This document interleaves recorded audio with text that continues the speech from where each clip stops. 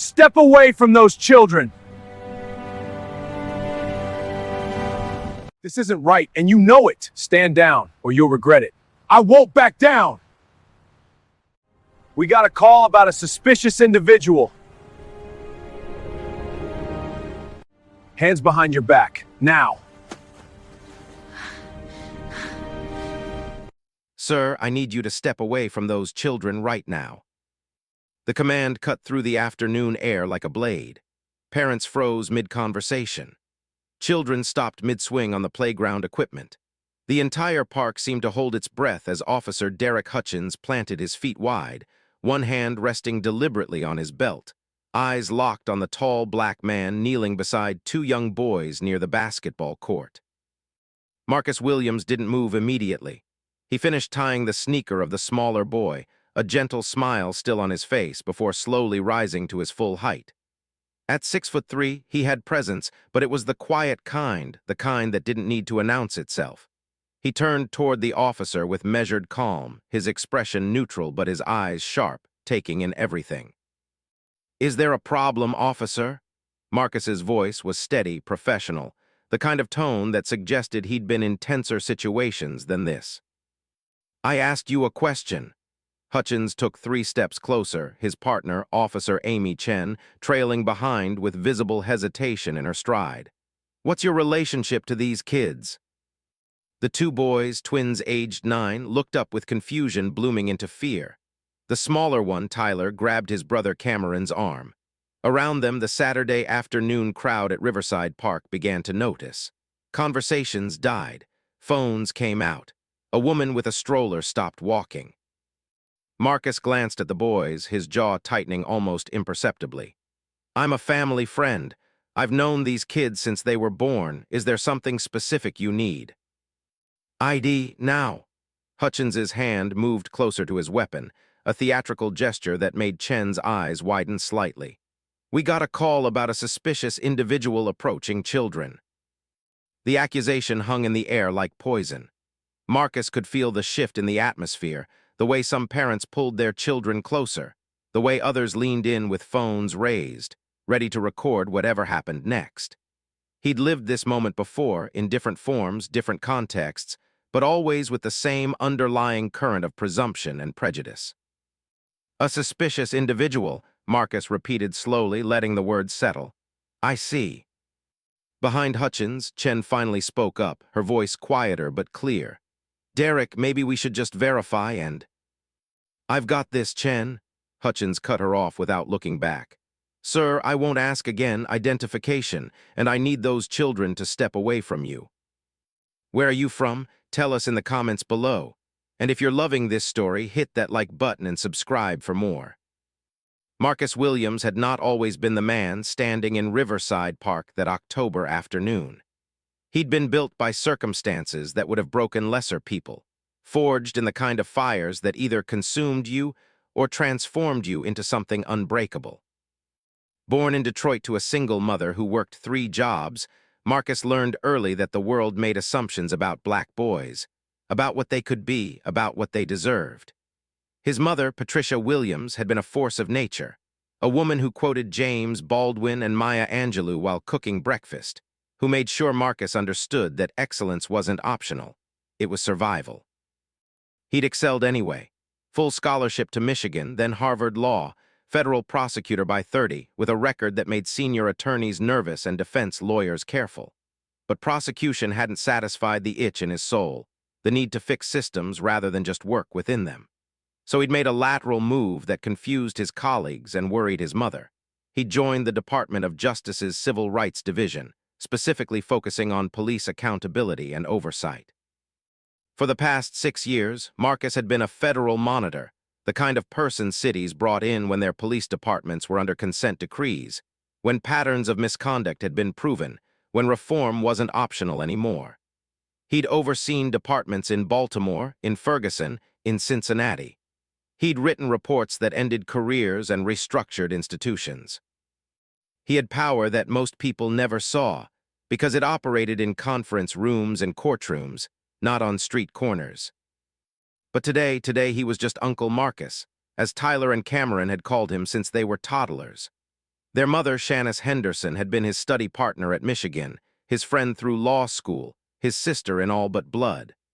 Her husband, James, was deployed overseas with the Army, which meant Marcus checked in regularly, took the boys to games, helped with homework, showed up. He'd promised Shanice he'd take them to the park today. She was working a double shift at the hospital, and the boys had been bouncing off the walls with energy. It should have been simple: basketball, playground, maybe ice cream on the way home. Instead, here he was, watching Officer Derek Hutchins's hand hover near his weapon, while Tyler's eyes filled with tears he was trying desperately to hold back. Marcus reached slowly into his jacket pocket, the movement deliberate and visible. He could feel the weight of every eye in the park, could sense the phones recording, could hear the whispered conversations starting to ripple outward. He pulled out his wallet, extracted his driver's license, and held it out. Hutchins snatched it, barely glancing at it before his eyes narrowed. "Washington, D.C. address. You're a long way from home. What brings you to Philadelphia?" "Visiting family," Marcus said evenly. "As I mentioned, these boys are family friends." "Uh-huh." Hutchins handed the ID to Chen, who took it with reluctance clear on her face. "And where exactly are these children's parents?" Cameron, the bolder of the twins, spoke up, his voice shaking but defiant. "Our mom is at work. Mr. Marcus always takes care of us when Dad's deployed. He's not a stranger." "Son, adults are talking." Hutchins didn't even look at the boy. "You two need to step over here, away from this individual, until we can verify his story." "No," Tyler's voice cracked. "He's our friend. He didn't do anything wrong." The crowd was growing now. A woman in yoga pants had her phone up, narrating to her Instagram followers. An older black man in a veteran's cap stood with his arms crossed, watching with an expression that carried decades of similar moments.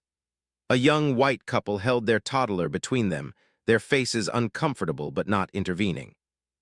Marcus felt the familiar weight settling on his shoulders, the exhaustion that came from being presumed guilty, from having to prove your humanity, from watching children learn in real time that the color of your skin could turn a perfect afternoon into a trauma they'd carry forever. Chen stepped closer to Hutchins, her voice low but urgent. "Derek, the ID checks out and the kids clearly know him. Maybe we should just—" "Maybe you should remember who's senior here, Chen." Hutchins's voice had taken on an edge, defensive now, doubling down. "We have protocols. Someone called in a concern and we're following through. That's our job." He turned back to Marcus, and something in his posture had shifted, become more aggressive. "I'm going to need you to place your hands behind your back, sir." The park seemed to gasp collectively. Several people started shouting at once. The veteran took a step forward. Chen's hand went to her radio, but she didn't key it yet. Marcus stood perfectly still, his mind racing through scenarios, through consequences, through the mathematics of this moment. He could refuse, could cite his rights, could make this into something bigger right now. But Tyler and Cameron were watching, were learning, were being shaped by whatever happened next. The discrimination wasn't subtle anymore. It was naked, public, recorded by a dozen phones. Officer Derek Hutchins had decided, somewhere in his mind, that a black man playing with children in a public park was suspicious enough to warrant arrest, despite clear evidence to the contrary, despite the children's own testimony, despite a valid ID and a calm demeanor. Marcus had seen this before, had written reports about it, had testified about it in federal court. The presumption of criminality, the escalation without cause, the failure to de-escalate, the inability to admit a mistake. He knew the patterns because studying them had been his job for years. But knowing the patterns didn't make living them any easier. "Officer Hutchins," Marcus said, his voice still calm but carrying a new weight, "I'm going to ask you to reconsider this course of action. I've provided identification. The children have verified our relationship. There's no crime being committed here, no reasonable suspicion, no probable cause for arrest." "Are you a lawyer now, too?" Hutchins smirked, and the condescension in that expression made several onlookers visibly angry. "Actually," Chen said quietly, having run his ID through the system on her phone, "his license lists his occupation. He is a lawyer, and he's got no record, no warrants, nothing." Hutchins's jaw tightened. That doesn't change the fact that we received a complaint and we need to investigate thoroughly. Sir, hands behind your back. Now. The veteran in the cap stepped forward. Officer, I've been watching this whole time. That man hasn't done anything but be kind to those boys. This is wrong. Sir, step back or you'll be next. Hutchins's hand went to his handcuffs. Derek, Chen's voice was sharper now, fear creeping into it. We're being recorded by multiple people. Think about what this looks like. I don't care what it looks like. I care about doing my job. But Hutchins did care, Marcus could see it. The officer's face had flushed, his movements had become jerky. He was trapped now by his own ego, by his unwillingness to back down, by whatever prejudices had made him see a black man with children and think threat instead of father figure. Tyler was crying openly now, and Cameron had wrapped his arms around his brother while glaring at Hutchins with pure hatred. They were learning a lesson Marcus wished he could shield them from. That authority could be arbitrary, that fairness wasn't guaranteed, that being black meant these moments would find you whether you sought them or not. Marcus made his decision. He would comply, would let this play out, because fighting back now, physically or even verbally, could turn this into something that ended with him shot in front of the boys. He'd written reports about those outcomes too. He knew the statistics intimately. I'll comply, Marcus said quietly. But I want it noted for the record that I am cooperating fully under protest and that there is no legal basis for this detention. Noted, Hutchins said, pulling out his handcuffs with an expression that looked almost triumphant. But before metal could touch skin, before the moment could cross into the irreversible, a voice cut through the tension like thunder. HUTCHINS, what in God's name do you think you're doing? Sergeant Robert Morrison pushed through the crowd, his face purple with something that might have been rage or might have been panic. At 53, Morrison had been with the Philadelphia Police Department for 28 years, had survived 3 different reform attempts, and had the kind of instincts that came from seeing his pension threaten to evaporate multiple times. And his instincts right now were screaming that something was very, very wrong. Sergeant, this individual was, Hutchins started, but Morrison cut him off with a gesture. Both of you quiet, now. Morrison's eyes swept the scene. The crying children, the recording phones, the growing crowd, the yoga pants influencer still narrating, the veteran watching with military stillness. Then his eyes landed on Marcus Williams and something flickered across his face. Recognition, concern, fear. Sir, Morrison said, his tone completely different from his officers. I apologize for any inconvenience. Can you tell me what's happening here? Marcus met his eyes steadily. Your officer Hutchins received a call about a suspicious individual near children. I'm here with family friends, kids I've known their whole lives. I provided identification. The children verified our relationship. Despite all this, Officer Hutchins was attempting to arrest me. Morrison closed his eyes briefly, and when he opened them, he looked like a man who'd just seen his life flash before his eyes. Chen, give me the ID. Chen handed it over quickly, relief washing over her features. Morrison looked at it, and whatever he saw there made his face go from purple to gray. His hand trembled slightly as he handed it back to Marcus. Mr. Williams, Morrison said carefully, again my apologies. There's obviously been a misunderstanding. A misunderstanding. Marcus repeated the word slowly, letting it hang there with all its inadequacy. That's an interesting way to describe racial profiling and wrongful detention. The crowd murmured agreement. Someone shouted, "That's right." The veteran nodded grimly. Hutchins looked between Morrison and Marcus, confusion warring with defensiveness on his face. Sarge, what's going on? We were just following protocol. No, you weren't. Morrison's voice was ice. You were escalating a non-situation based on, he stopped himself, visibly struggling with what to say in front of cameras. We'll discuss this at the station, both of you back to your patrol car, now. But, now Hutchins. The 2 officers retreated, Hutchins's face red with humiliation and anger, Chen's filled with relief at escaping. They pushed through the crowd toward their vehicle, Hutchins's spine rigid with resentment. Morrison turned back to Marcus, and his voice dropped lower, almost pleading. Sir, I promise you this will be addressed internally, if you could just... Sergeant Morrison. Marcus's voice was quiet, but it carried. I appreciate your intervention, but internal isn't sufficient here. What happened today wasn't an aberration, it was a pattern, and patterns are what I study. Something in Morrison's face changed. A kind of desperation entered his eyes. Sir, please, if we could just discuss this somewhere private.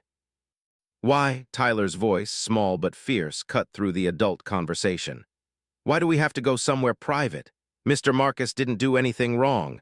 That cop was mean and scary and he made me cry. Cameron wrapped his arm tighter around his brother. Mom always told us police help people, but he wasn't helping.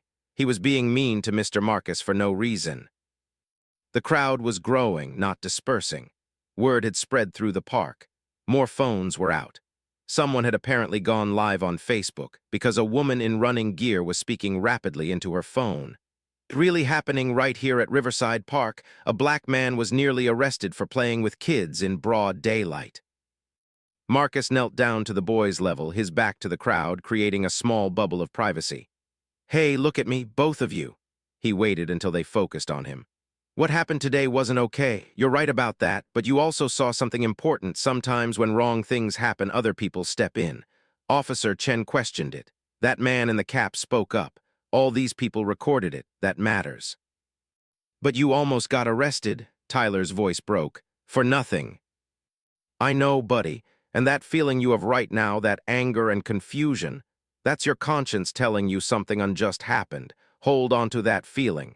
Let it make you someone who steps in when you see injustice. Can you do that? Both boys nodded, though tears still streaked their faces. Marcus stood and turned back to Morrison, who'd been joined by another officer, this one a lieutenant by his insignia. The lieutenant looked like he'd run to the park, his face flushed and sweaty.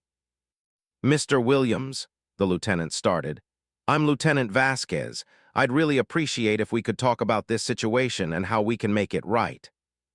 Make it right, Marcus repeated. He looked at the crowd, at the phones, at the boys, at the park that should have been a place of joy but had become a site of trauma. Lieutenant, Sergeant, let me be very clear. What happened here today is being documented by multiple witnesses. It will be filed formally, and it will be addressed through appropriate channels.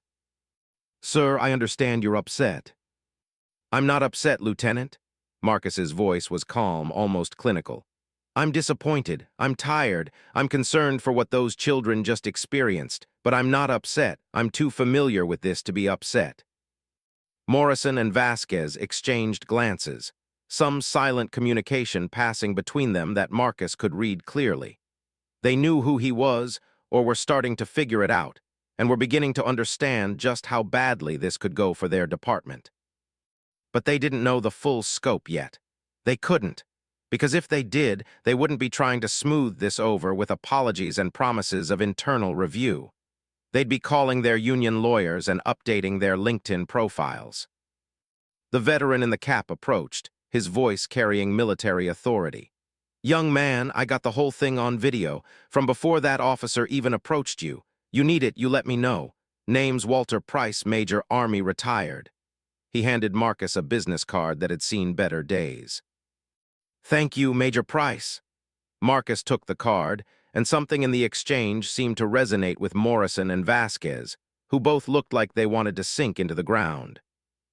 The Yoga Pants influencer bounced up, her phone still recording. Hi, I'm Melissa. I have like 200,000 followers, and this is absolutely insane. Sir, would you be willing to do a quick interview about what happened? Before Marcus could respond, a black SUV pulled up to the curb near the park, its government plates catching the afternoon light. The door opened, and a woman in a crisp FBI jacket stepped out, followed by a man in a suit that screamed federal agent. Morrison's face went from gray to white. Vasquez actually took a step backward. Special Agent Jennifer Torres surveyed the scene with the practiced eye of someone who'd seen too many situations go sideways. Her gaze landed on Marcus, and relief flooded her features. Thank God. We've been trying to reach you. Your phone's been off. It's in my car, Marcus said calmly. I was spending time with the kids. What's wrong? Nothing's wrong on our end.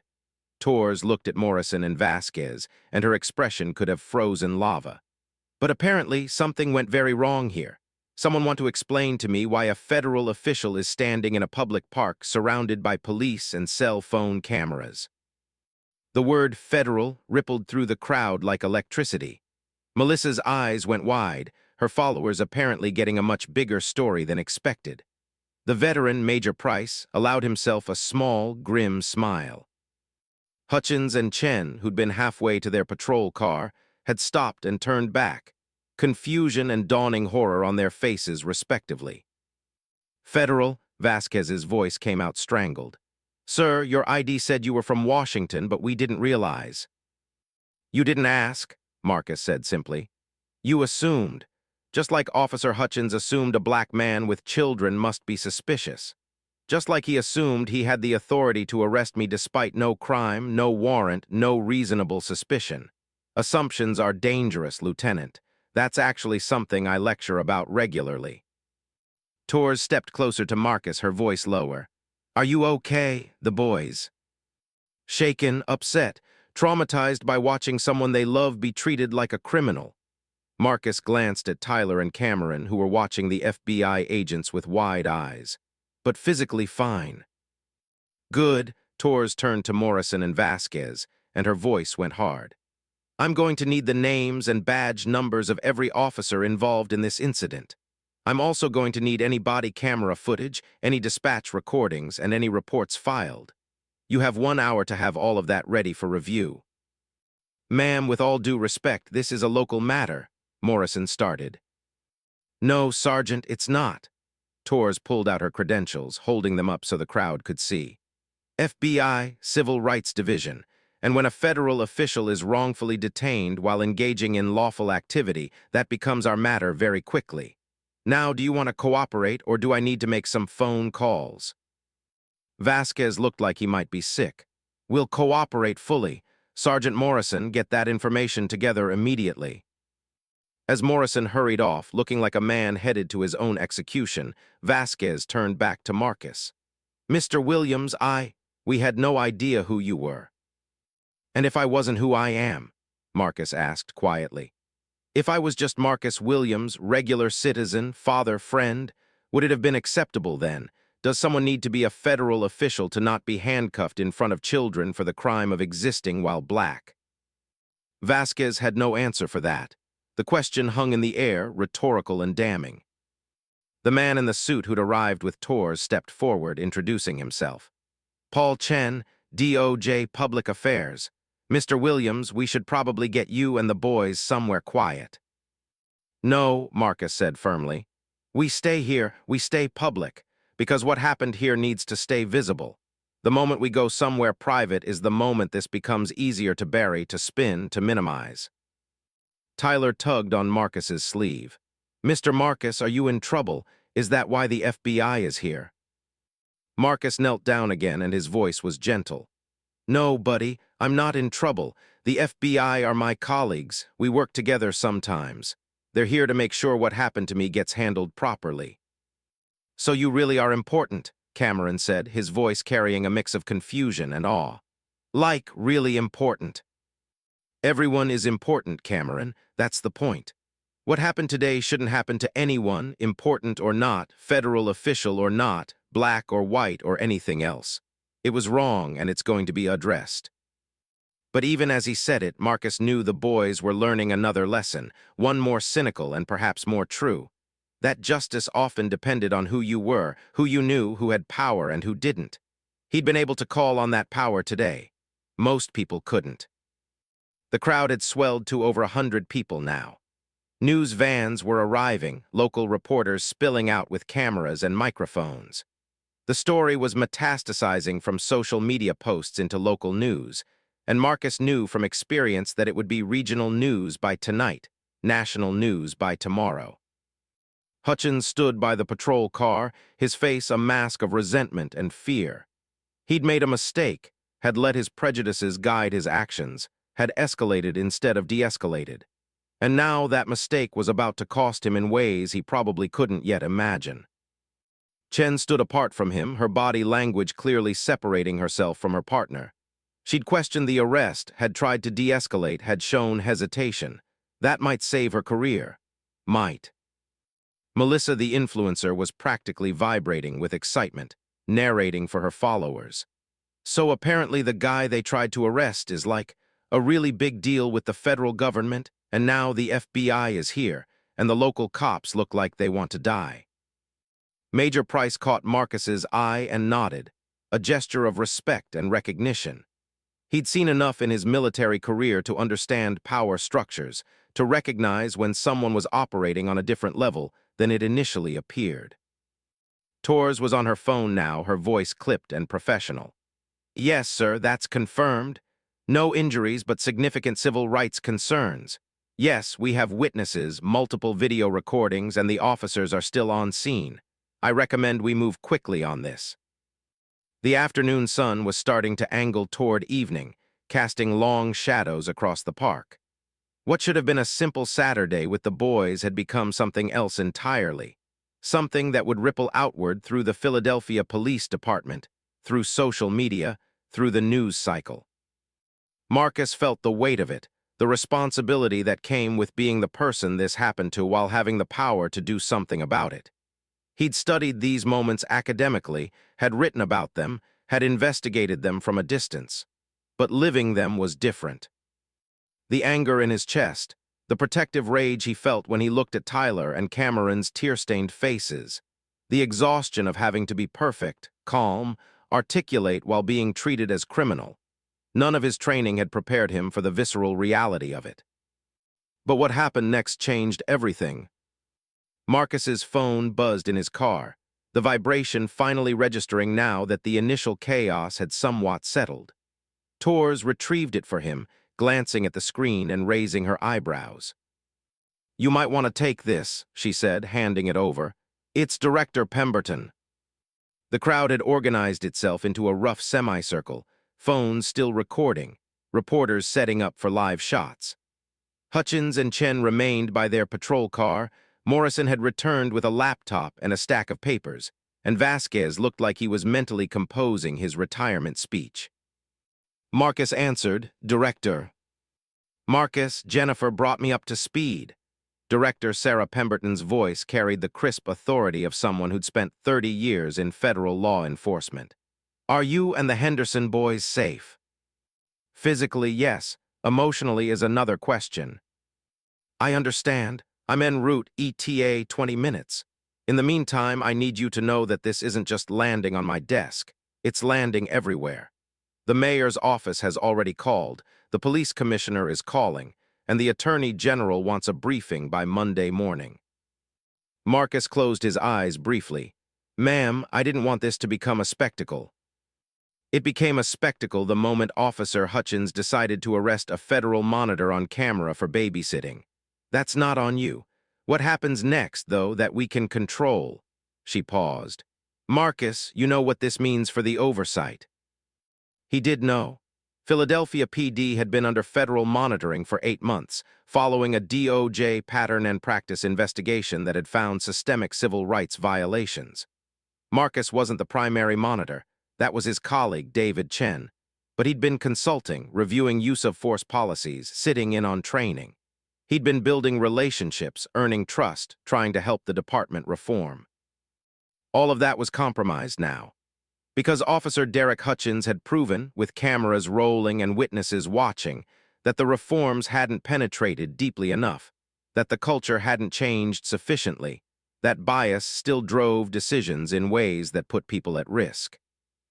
I know, Director, Marcus said quietly. The whole paradigm just shifted. 20 minutes, Pemberton repeated. Don't let them contain this, keep it visible. She hung up and Marcus pocketed the phone. When he turned back, he found 3 news crews had set up, and a reporter he recognized from NBC 10 was approaching with her cameraman. Mr. Williams, I'm Jessica Ramirez with NBC 10. Can you tell us what happened here today? Marcus glanced at Torres, who nodded slightly. This was his call. I can, Marcus said, his voice carrying across the park. But first, let me be clear about something. What happened to me today happens to black people, to people of color, to marginalized communities across this country every single day. The difference is that I have resources, I have federal credentials, I have people who will believe me and take action. Most people don't have those things. So while my story matters, it's not unique, it's just visible. The reporter nodded, her expression serious. Can you walk us through the incident? Marcus recounted the events calmly, factually, while the cameras rolled and the crowd listened in silence. He described Hutchins's approach, the lack of reasonable suspicion, the escalation despite evidence and testimony, the decision to arrest despite no legal basis. He was careful, precise, using his prosecutor's training to build an airtight narrative. As he spoke, more people arrived. A group of community activists with Black Lives Matter signs, local ministers still in their Saturday casual clothes, a city councilwoman he recognized from news coverage. The crowd was easily 200 strong now and still growing. When Marcus finished his account, Tyler stepped forward, his voice small but clear. He was nice the whole time, he didn't yell or anything, but the police officer was mean, he scared us. Cameron added, he was going to put handcuffs on Mr. Marcus for nothing, just for being with us. The emotional impact of the children's testimony rippled through the crowd. Several people were crying. The NBC 10 reporter's eyes were wet. Vasquez looked like he wanted the earth to swallow him. Morrison had gone pale. And Hutchins looked angry still, defiant, like he couldn't understand why everyone was treating this as if he'd done something wrong. That defiance was its own revelation, Marcus thought.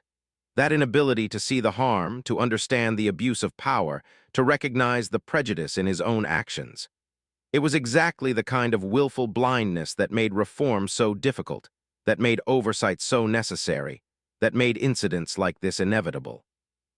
A sleek black sedan pulled up, and a white man in an expensive suit emerged, moving quickly toward Hutchins. Lawyer, Marcus assessed immediately. The union must have called him. The lawyer, who introduced himself to Hutchins as Richard Brennan, immediately tried to pull the officer away from the scene. But Torres intercepted them. Officer Hutchins isn't going anywhere until we've completed initial interviews, she said coolly. My client has rights, Brennan said, all corporate smoothness. Unless he's being charged with something, he's free to leave. Your client wrongfully attempted to arrest a federal official. He's currently a subject of interest in a civil rights investigation. He can leave when we say he can leave. Brennan's confidence flickered. Federal official, who exactly? Marcus Williams, Senior Federal Monitor, Department of Justice Civil Rights Division. Torres said it loudly enough for the news cameras to catch. Currently assigned to oversight of the Philadelphia Police Department's consent decree implementation. The words landed like bombs. The news reporters actually gasped. The crowd erupted in shocked conversation, and Brennan looked like someone had punched him in the stomach. Oh, Jesus Christ, Vasquez whispered, loud enough for several people to hear. Because it wasn't just that Hutchins had tried to arrest a federal official. It was that he'd tried to arrest the person whose job was literally to monitor his department for civil rights violations. The person who was there to assess whether Philadelphia PD had successfully reformed. The person whose reports went directly to the Attorney General and federal courts. Melissa, the influencer, was practically screaming into her phone. Oh my God, you guys, this is insane. The cop tried to arrest the guy who's supposed to be making sure cops don't do racist stuff. This is literally the worst thing that could happen. She wasn't wrong, Marcus thought grimly.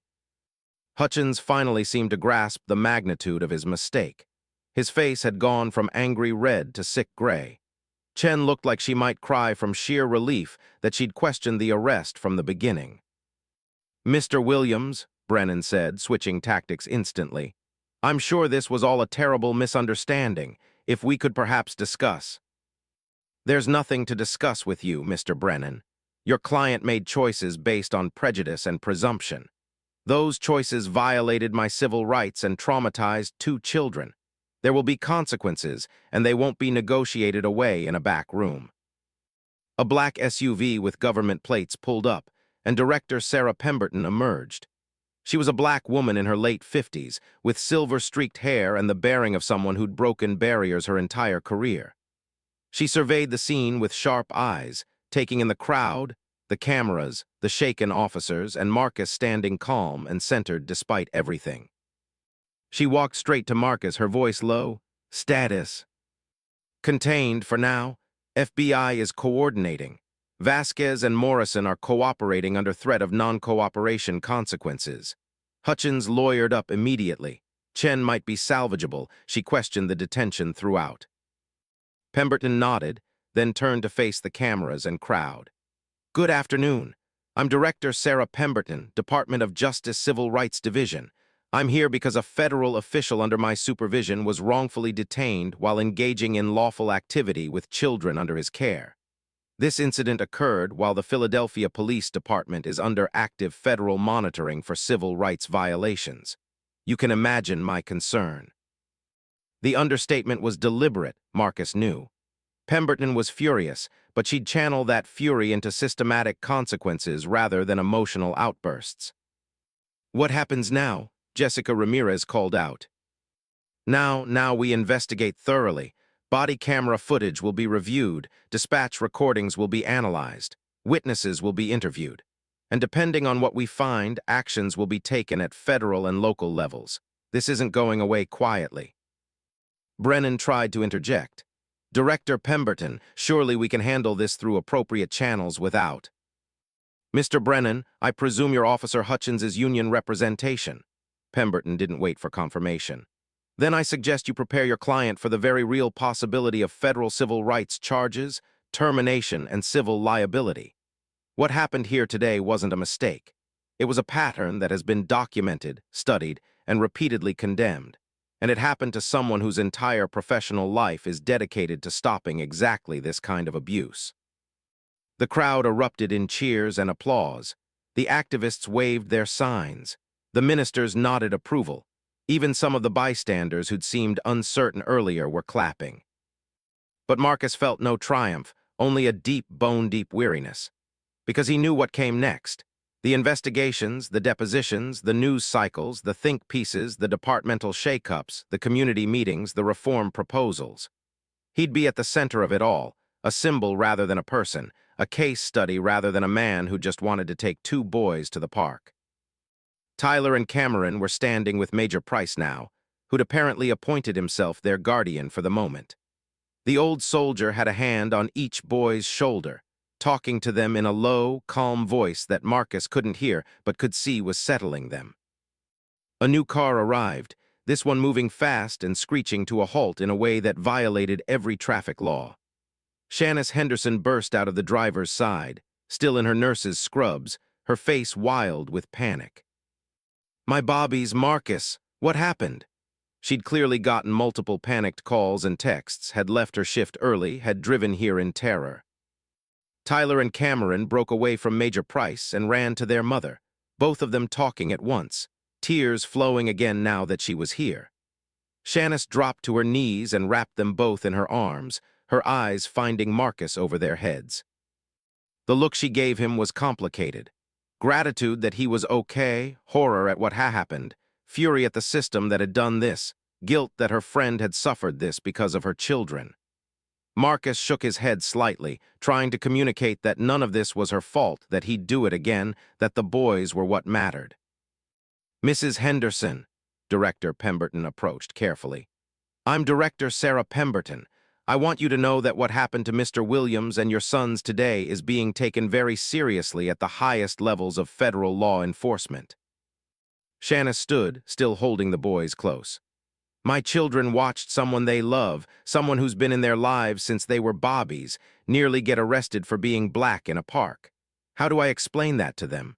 How do I tell them the police are there to protect them when this is what protection looks like? The question hung in the air, unanswerable because the answer was you can't. Not honestly. Not in a way that wouldn't break something essential in their understanding of justice and safety. Cameron spoke up, his voice clearer now that his mother was here. Mr. Marcus said we should remember this feeling, the angry feeling, and let it make us people who stop bad things when we see them. He's right, Shanice said, her voice thick with emotion. He's absolutely right. Jessica Ramirez approached carefully. Mrs. Henderson, would you be willing to speak on camera about what happened? Shanice looked at Marcus, a question in her eyes. He nodded slightly. This was her choice, but visibility mattered. Silence protected no one. Yes, Shanice said. Yes, I'll talk. Because I want everyone to understand what it's like to get a call that the police are confronting your children's caretaker. I want everyone to know the terror I felt, thinking about what could have happened if Marcus had reacted differently, if a bystander hadn't recorded, if he'd been anyone other than who he is. I want people to understand that we live with this fear every single day.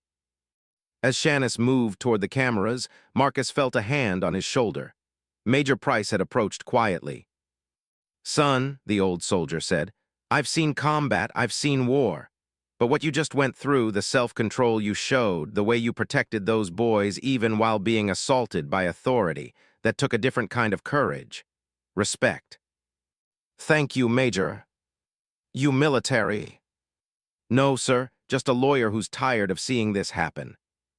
Well, you've got a soldier's discipline, and you're going to need it for what comes next. Price glanced at the growing media presence, the crowd, the officials. This is going to get bigger before it gets smaller. He wasn't wrong. Marcus could already see it unfolding. The national news picks, the political statements, the calls for his resignation from some quarters and his elevation in others, the endless analysis and hot takes and arguments about race and policing and federal oversight. Agent Torres returned with a tablet. We've got the body camera footage. Already. Morrison fast-tracked it. I think he's hoping it'll exonerate his officers. Her expression suggested it wouldn't. Pemberton joined them, and Torres turned the tablet so they both could see. The footage was damning. It showed Hutchins approaching Marcus with suspicion already hardening his face, showed him escalating without cause, showed him dismissing the children's testimony, showed him moving toward an arrest despite Chen's quiet objections and Morrison's eventual intervention. But it also showed something else, a moment before Hutchins approached, when he'd been watching Marcus play with the boys. His face in that moment carried naked prejudice, a look of disgust and assumption that was captured in high definition. That's our evidence, Pemberton said quietly. That look right there, that's implicit bias made explicit, that's what we're fighting against. She turned to Vasquez, who'd been hovering nearby, trying to catch fragments of their conversation. Lieutenant, I'm going to need Officer Hutchins placed on immediate administrative leave pending investigation. No desk duty, no modified assignment. Full leave. Ma'am, I don't have the authority. Then get someone who does on the phone right now. Because if that officer is in uniform tomorrow, I will have this entire department's federal funding frozen pending a comprehensive review. Am I clear? Vasquez pulled out his phone, moving away quickly. Brennan tried one more time. Director Pemberton, these kinds of public statements before a full investigation are entirely appropriate when we have video evidence, multiple witnesses, and a clear civil rights violation. Mr. Brennan, your client isn't being tried in the media. He's being held accountable for actions that were recorded by his own body camera. There's a difference. A white van pulled up, unmarked but with the kind of antenna array that screamed federal. 4 more FBI agents emerged, along with a DOJ attorney Marcus recognized. Patricia Lewis, one of the department's top civil rights litigators. Lewis approached with purpose, nodding to Marcus before addressing Pemberton. Director, I've been briefed en route. The AG wants this handled as a priority investigation. We have authorization for immediate document preservation orders, personnel file reviews, and pattern analysis. Good, start with dispatch recordings. I want to know who called this in and what exactly they reported. Pemberton's jaw was set. Because I suspect we're going to find that the suspicious individual call was either fabricated or grossly mischaracterized. Torres nodded. Already on it. I've got agents at dispatch now securing the recordings and CAD data. The coordination was impressive, Marcus thought, even through his exhaustion. The federal machinery, once set in motion, was thorough and relentless. Hutchins had stepped into a trap of his own making, and that trap was closing with bureaucratic precision. The crowd had reorganized. The activists had started chanting. No justice, no peace, no racist police. The ministers had formed a prayer circle. The news crews were doing live shots with the park as backdrop. And social media was exploding. Marcus could see it happening in real time as people in the crowd checked their phones and reacted to what they were reading. Philly Park arrest was trending on Twitter. Instagram was flooded with video clips. TikTok had multiple viral posts. The story was metastasizing across the digital landscape faster than traditional media could track. Melissa, the influencer, had apparently gone from 200,000 followers to over 500,000 in the past hour, her real-time coverage having struck a nerve. She was still streaming, now interviewing people in the crowd, getting reactions, building a narrative that would reach millions before the evening news even aired. Shanice had finished her interview and returned to the boys, who were calmer now but still shaken. She caught Marcus's eye and gestured for him to join them. "Mr. Marcus," Tyler said when he approached, "are you going to lose your job because of us?" The question broke something in Marcus's chest. "No, buddy, absolutely not, and none of this is because of you. This is because of choices Officer Hutchins made. Bad choices based on bad thinking. You two did everything right." "But you're in trouble." "I'm not in trouble. Officer Hutchins is in trouble. There's a difference." Marcus knelt down to their level again. "Remember what I do for work. I help make sure police follow the rules and treat everyone fairly. What happened today is exactly the kind of thing I work to stop. So in a weird way, this is me doing my job." Cameron frowned, thinking, "But it's your job to watch other police, right? Not our police here." "Smart kid," Major Price murmured. "Normally, yes," Marcus admitted. "But I was already working with Philadelphia's police department, helping them improve, so this is complicated." Complicated was an understatement. Marcus was now both victim and monitor, complainant and investigator, personally affected and professionally obligated. The conflict of interest was massive, and he'd have to recuse himself from direct involvement in the investigation. But his presence, his status, his identity, those would shape everything that followed regardless of his formal role. A new arrival caught everyone's attention. Police Commissioner Harold Mitchell, in full uniform, accompanied by his chief of staff, and looking like he'd aged 10 years in the past hour. He approached Pemberton first, the hierarchy clear. "Director Pemberton, I came as soon as I was informed." "Commissioner, good of you to join us." Pemberton's tone was arctic. "I trust you've been briefed on what happened." "Yes, ma'am, and I want to assure you." "Commissioner, let me stop you there. We're past assurances. Your department is under federal monitoring because of systematic civil rights violations. Today, while under that monitoring, one of your officers attempted to wrongfully arrest the person monitoring your compliance. Do you understand how catastrophic that is?" Mitchell's face was gray. "I do, fully, and I want to personally apologize to Mr. Williams and to assure him that this will be investigated with complete transparency." He turned to Marcus, and the weight of the moment seemed to settle on his shoulders. "Mr. Williams, I'm deeply sorry for what you experienced today. There's no excuse for it. None. And I promise you—" "Commissioner," Marcus interrupted gently, "I appreciate your apology, but I'm not the only person owed one. These children witnessed my near arrest. Major Price had to step in as a private citizen to defend me. Officer Chen had to risk her career by questioning her senior partner. This entire crowd had to witness an abuse of power in real time. Your apologies need to extend far beyond me." Mitchell looked at Tyler and Cameron, and something in his face crumpled. "Boys, I'm so sorry you had to see that. Police officers are supposed to make you feel safe, not scared." Tyler looked at his mother, who nodded before speaking. "Then why did your officer try to arrest Mr. Marcus? He didn't do anything wrong." "You're right, he didn't. And that officer made a serious mistake that he'll be held accountable for." "Will he get fired?" Cameron asked bluntly. Mitchell hesitated, glancing at the cameras, at Pemberton, at Brennan. "That's part of what the investigation will determine." "That's not an answer," Cameron pressed. "That's what adults say when they don't want to say no." Out of the mouths of babes, Marcus thought. The boy had cut straight through the political equivocation to the heart of the matter. Pemberton smiled grimly. The boy's not wrong, Commissioner, so let me be clear since you're being diplomatic. Officer Hutchins will face federal civil rights charges if our investigation confirms what the evidence already suggests. Whether he faces departmental charges and termination is your decision, but I strongly suggest it be the right one. Understood, Director. I want to speak to him, Marcus said suddenly. Everyone turned to look at him. Pemberton frowned. Marcus, that's not advisable. You're a victim here, direct confrontation. I'm aware of the optics and the complications, but I need to do this, not as a federal monitor, as a person, as someone who needs to look at the man who traumatized children I love and ask him why. Hutchins had been standing by the patrol car, Brennan speaking urgently in his ear.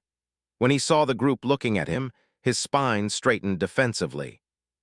Officer Hutchins, Marcus called out, his voice carrying, "Can you come here, please?" Brennan immediately objected. "My client doesn't have to." "No, he doesn't have to," Marcus agreed. "But maybe he should want to. Maybe he should want to understand what he did and why it matters, unless he'd rather hide behind you for the rest of his career." The challenge was deliberate, and Hutchins reacted predictably. He shook off Brennan's restraining hand and walked over, his jaw set, his body language defensive but trying for aggressive. "You wanted to talk," Hutchins said, trying to sound tough. "So talk." Marcus studied him for a long moment. Hutchins was younger than he'd thought, maybe 30. White, fit, probably ex-military given his bearing. The kind of cop who'd come in thinking he'd be a hero, who'd absorbed certain narratives about who the good guys and bad guys were, who'd never had those assumptions challenged in meaningful ways. "Why did you approach me today?" Marcus asked quietly. "We got a call." "No, not the official line. Why did you approach me? What did you see when you looked at me playing with those boys that made you think suspicious?" Hutchins's face flushed. "I was doing my job." "Your job is to serve and protect. Your job is to de-escalate. Your job is to assess situations fairly and respond proportionally. You did none of those things. Why?" "I saw a situation that needed investigation." "You saw a black man," Marcus said, his voice still calm but carrying steel now. "You saw a black man with children and something in your mind translated that to threat. Even after I provided ID, even after the children verified our relationship, even after Officer Chen suggested you were wrong, you doubled down, you decided to arrest me. Why?" Hutchins's mouth opened and closed. Around them, the crowd was silent, the cameras recording every second. I was following protocol." "No, you weren't. I know the protocols. I've read your department's policies. I've reviewed your training materials. Nothing in them says arrest a compliant individual who's provided identification and has been vouched for by children unless probable cause exists. So again, why?" "I don't have to answer to you," Hutchins said, but his voice shook. "No, you don't. You'll answer to federal prosecutors, to internal affairs, to civil courts. But I'm giving you a chance to answer to me, to these children, to this community, to take accountability before it's forced on you, to show an ounce of self-reflection and growth." Hutchins looked around, at Brennan shaking his head, at Commissioner Mitchell watching intently, at Pemberton with her arms crossed, at the cameras and crowd and children. His face cycled through emotions: anger, fear, defensiveness, and finally, something that might have been shame. "I don't know," he said finally, quietly. "I don't know, I saw you and I thought, I don't know." "Yes, you do," Marcus said gently. "You thought I didn't belong there. You thought a black man with kids must be up to something. You thought your authority entitled you to demand compliance from someone who'd done nothing wrong. You thought you could get away with it because that's what you've been taught, implicitly or explicitly, your entire life. You thought wrong." Hutchins's face crumpled. "I didn't mean for it to go like this." "How did you mean for it to go? Did you mean to scare children? Did you mean to humiliate me? Did you mean to abuse your power? What exactly was your good outcome here?" No answer, because there wasn't one. There had never been a version of this where Hutchins came out looking good, where his actions were justified, where the assumptions driving his behavior were anything but prejudiced. Officer Hutchins, Marcus said, and his voice carried across the whole park now, you need to understand something. What you did today wasn't just wrong legally or procedurally. It was morally bankrupt. You terrorized children. You violated civil rights. You abused the authority given to you by taxpayers and sworn oath. And you did it all because you couldn't see past the color of my skin to recognize my humanity. Hutchins was crying now, silently, his face red and wet. Brennan moved toward him, but Pemberton held up a hand, stopping the lawyer. Let him hear this, she said quietly. He needs to hear this. Marcus continued, his voice never rising but growing in intensity. The worst part? You still don't really get it. You're crying because you got caught, because there are consequences, because your career is over. But I don't think you're crying for Tyler and Cameron, who will remember this trauma for the rest of their lives. I don't think you're crying for all the other people you've done this to who didn't have cameras or credentials or advocates. I don't think you're crying for the black community that has to live with the fear you represent. You're crying for yourself. The silence that followed was total. Even the activists had stopped chanting. Tyler tugged on his mother's hand and walked forward, stopping a few feet from Hutchins. You scared me, the boy said simply. I thought you were going to hurt Mr. Marcus. I thought you were going to take him away and we'd never see him again. I have nightmares sometimes about my dad not coming home from the army. Now I'm going to have nightmares about police too. That did it. Hutchins broke completely, his sobs audible, his body shaking. Chen turned away, tears streaming down her own face. Morrison looked like he wanted to disappear, and Commissioner Mitchell's expression suggested he was mentally rewriting his entire approach to training and accountability. Marcus knelt down and put his arm around Tyler, gently guiding him back to his mother. You're brave, buddy, so brave. He stood and faced Hutchins one last time. I hope you learn from this. I hope you grow. I hope you become someone who sees people as individuals rather than stereotypes. But whether you do or not, you won't be a police officer anymore. Because this community, every community, deserves better. 3 weeks later, Marcus sat in a federal courtroom in Philadelphia, watching as the consequences of that Saturday afternoon played out in official proceedings. Officer Derek Hutchins had been terminated, his union's appeal denied after the body camera footage and witness statements made defense impossible. He faced federal civil rights charges that could result in prison time. Brennan had negotiated a plea deal that Marcus knew would likely result in probation and community service. But the conviction would stand, the record would be permanent, the lesson would be learned. Officer Amy Chen had been cleared of wrongdoing and was now working as a training officer, teaching de-escalation and bias recognition. She'd asked to meet with Marcus privately, had apologized for not doing more, had committed to being the voice that questioned bad decisions moving forward. Marcus believed her. Sergeant Morrison had taken early retirement, his pension intact but his reputation shattered. Lieutenant Vasquez had been demoted and reassigned. Commissioner Mitchell had announced a comprehensive reform package, had elevated community oversight, had basically handed the keys to the department over to federal monitors for the next 3 years. The Philadelphia Police Department's consent decree had been extended and expanded. New training requirements, new accountability measures, new community engagement protocols. It wasn't everything that needed to change, but it was something. Marcus had been reassigned to a different city's oversight, the conflict of interest too significant to continue in Philadelphia. David Chen had taken over as lead monitor, with instructions to be thorough and uncompromising. But the impact had extended far beyond Philadelphia.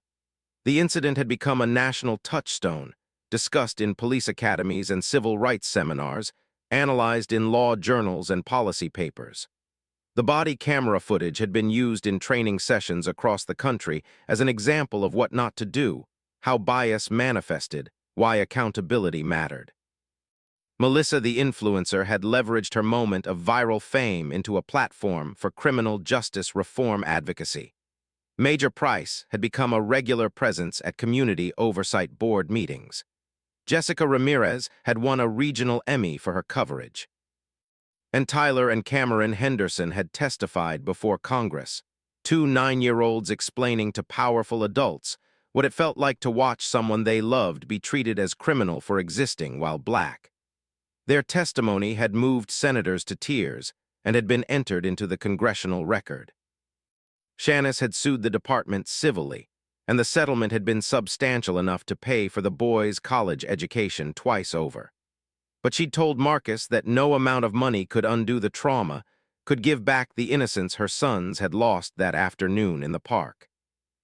Marcus stood outside the courthouse after the hearing, watching the Philadelphia skyline against a gray November sky. He felt tired but not defeated, angry but not hopeless, aware of how much remained broken, but also aware that change, real change, was possible. Director Pemberton emerged from the courthouse, joining him on the steps. "You did good work here, Marcus. This case, this moment, it's going to save lives. It already has." "Has it?" Marcus asked. "Or have we just made one small dent in a system that will find new ways to perpetuate old patterns?" "Both can be true. The fight isn't over, but we won this round and that matters." She was right, he knew. You couldn't fix everything, but you could fix something. You couldn't save everyone, but you could save someone. You couldn't change the whole world, but you could change your corner of it. His phone buzzed. A text from Shanice. "Boys want to know if you're free for basketball next Saturday. Different park this time. Maybe New York." Marcus smiled and typed back, "Absolutely. I'll bring my A game." Because that was the thing about trauma, about injustice, about moments that broke you. You didn't let them stop you from living. You didn't let them steal your joy or your relationships or your humanity. You acknowledged the pain, you fought for justice, and then you kept going. You took the kids to the park. You played basketball. You tied shoelaces and gave pep talks and showed up over and over again because that was love. And love was resistance. And resistance was hope. Marcus walked down the courthouse steps into the gray afternoon, into the work that remained, into the life that continued despite everything. Officer Derek Hutchins had tried to arrest him for being black in a public space. But Marcus Williams was still here, still fighting, still believing that justice, however imperfect and however delayed, was worth pursuing. Still refusing to be anything other than exactly who he was. And that, in the end, was the most powerful resistance of all. Where are you from? Tell us in the comments below. And if you're loving this story, hit that like button and subscribe for more.